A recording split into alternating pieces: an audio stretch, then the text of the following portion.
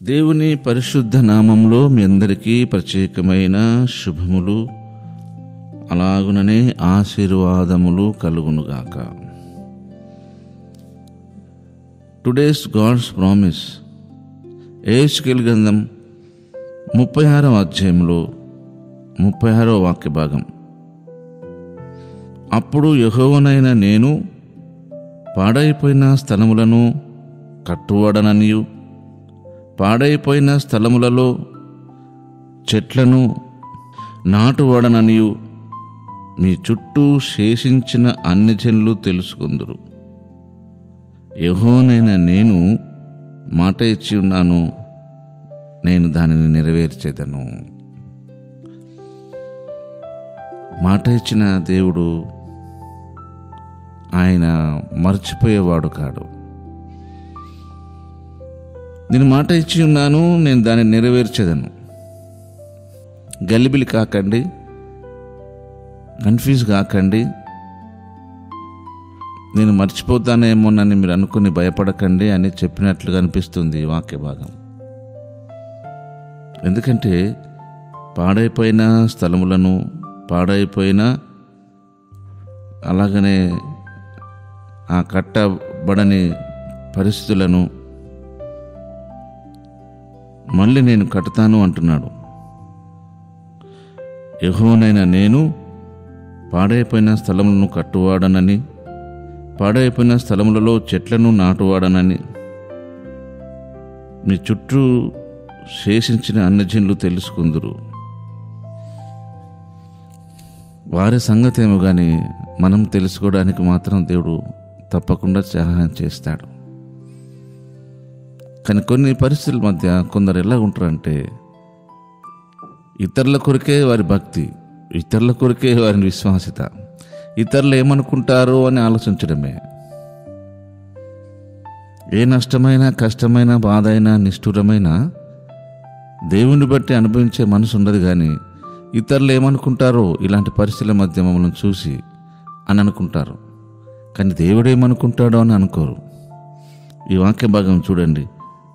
యెహోవానైన నేను పాడైపోయిన స్థలములను కట్టువాడనని, పాడైపోయిన స్థలములలో చెట్లను నాటువాడనని మీ చుట్టూ శేషించిన అన్నదేళ్ళు తెలుసుకుందరు అని అంటున్నాడు తప్ప మీరు తెలుసుకుంటారు, మీరు తెలుసుకోలాగున్న కార్యాలు చేస్తానని అనట్లేదు.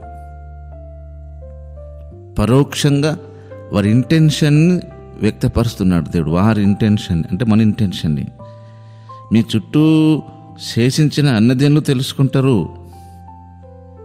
మనం తెలుసుకోవాలి కదా, ఆయన ఏంటో, ఆయన బిహేవియర్ ఏంటో, ఆయన లక్షణాలు ఏంటో మనం తెలుసుకోవాలి. అన్నజనులు తెలుసుకోవడం ఏంటి అంటే మనం పరోక్షంగా మనం తెలుసుకోవాలి. అందుకనే యెహోవానైన నేను మాట ఇచ్చి ఉన్నాను, దాన్ని నెరవేర్చేదను. కనుక మన భక్తి, మన విశ్వాసత ఆయన మీదనే ఫోకస్ చేయాలి.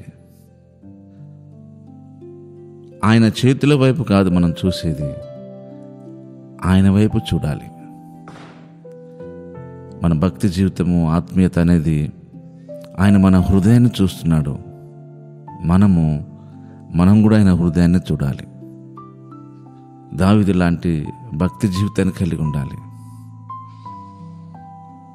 ఆయన నా హృదయానుసారుడు, నా ఉద్దేశములను నెరవేర్చేవాడు అన్నాడు దేవుడు.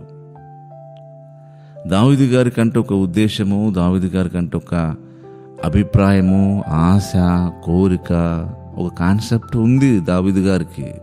ఆయన మనలాగా మనిషి కదా. కానీ దేవుని విషయానికి వస్తే వాటన్నిటినీ ప్రక్కన పెట్టి ఆయన గురించి ఆలోచించేవాడు. అందుకే దేవుడు అతన్ని అత్యంతగా ఆశీర్వదించాడు, ఇష్టపడ్డాడు. కనుక మనము ఆయనకి ఇష్టంగా ఉండాలంటే, ఆయనకు ప్రేమైన వారంగా ఉండాలంటే వాళ్ళేమనుకుంటున్నారో, వీళ్ళేమనుకుంటున్నారో, వాళ్ళేమనుకుంటారో అని చెప్పి ఆలోచించకుండా నా దేవుడు ఏమనుకుంటాడో, ఇలా ఉంటే అలా అనుకుంటే అని అనుకోవాలి.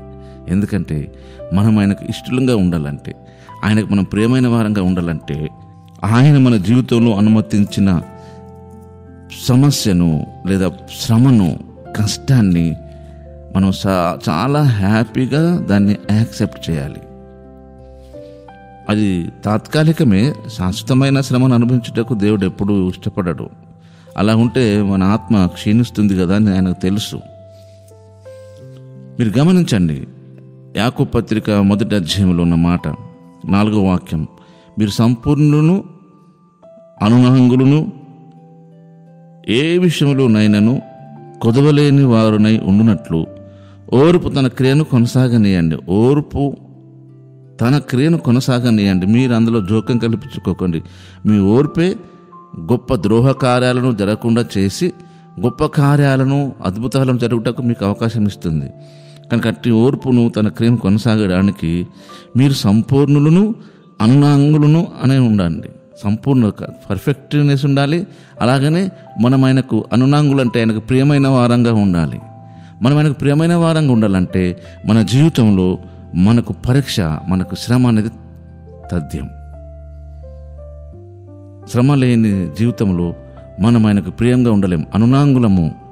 ఏ విషయంలోనైనా కొదవలేని వారంగా ఉండాలి అంటే, అనునాంగులంగా ఉండాలన్నా, ఏ విషయంలోనైనా కొదవలేని వారంగా ఉండాలన్నా మన జీవితంలో శ్రమ అవసరం. మనకు తెలియకుండానే మనల్ని దేవుడు శ్రమలకు అనుమతిస్తాడు.